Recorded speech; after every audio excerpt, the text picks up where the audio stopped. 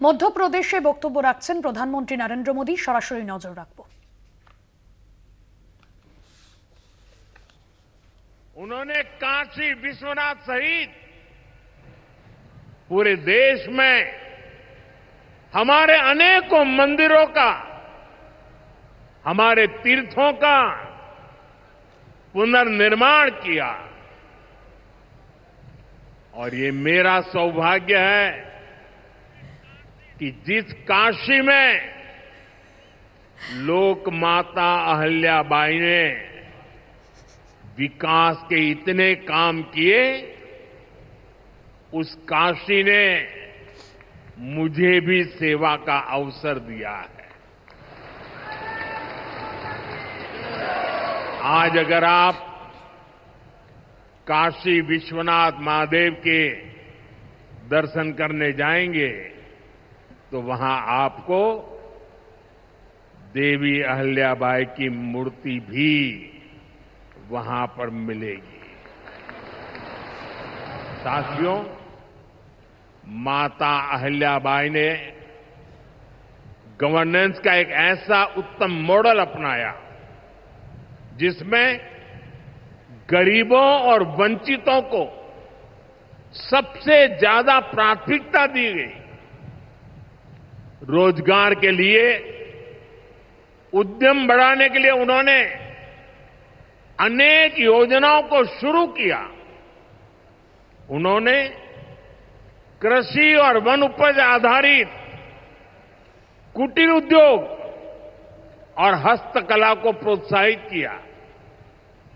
खेती को बढ़ावा देने के लिए छोटी छोटी नहरों की जाल बिछाई, उसे विकसित किया।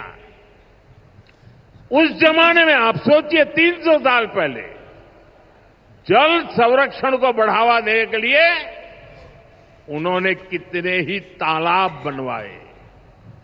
और आज तो हम लोग भी लगातार कह रहे हैं। और वो जूनागढ़ से, गुजरात में जूनागढ़ से कुछ परिवारों को महेश्वर लाई और उनको साथ जोड़ करके आज से 250-300 साल पहले ये महेश्वरी साड़ी का काम आगे बढ़ाया, जो आज भी अनेक परिवारों का वो गहना बन गया है और जिससे हमारे बुनकरों को बहुत फायदा हुआ। साथियों, देवी अहिल्याबाई को कई बड़े सामाजिक सुधारों के लिए भी हमेशा याद रखा जाएगा। आज अगर बेटियों की शादी की उम्र की चर्चा करें तो हमारे देश में कुछ लोगों को सेक्युलरिज्म खतरे में दिखता है। उनको लगता है ये हमारे धर्म के खिलाफ है। ये देवी अहिल्या जी देखिए, मातृशक्ति के गौरव के लिए उस जमाने में बेटियों की शादी की उम्र के विषय में सोचती थी। उनकी खुद की शादी छोटी उम्र में हुई थी, लेकिन उनको सब पता था कि बेटियों के विकास के लिए कौन सा रास्ता होना चाहिए। ये देवी अहिल्या जी थी। उन्होंने महिलाओं का भी संपत्ति में अधिकार हो,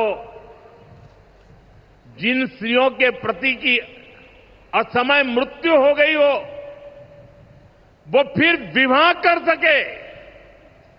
उस कालखंड में ये बातें करना भी बहुत मुश्किल होता था, लेकिन देवी अहिल्याबाई ने इन समाज सुधारों को भरपूर समर्थन दिया। उन्होंने मालवा की सेना में महिलाओं की एक विशेष टुकड़ी भी बनाई थी। ये पश्चिम की दुनिया के लोगों को पता नहीं है। हमें कोसते रहते हैं,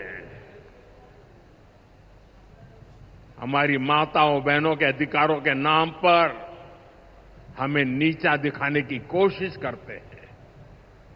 250-300 साल पहले हमारे देश में सेना में महिलाओं का होना, साथियों, महिला सुरक्षा के लिए उन्होंने गांवों में नारी सुरक्षा टोलियां ये भी बनाने का काम किया था।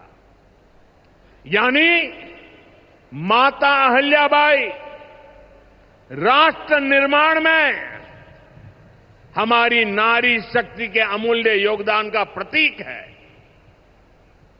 मैं समाज में इतना बड़ा परिवर्तन लाने वाली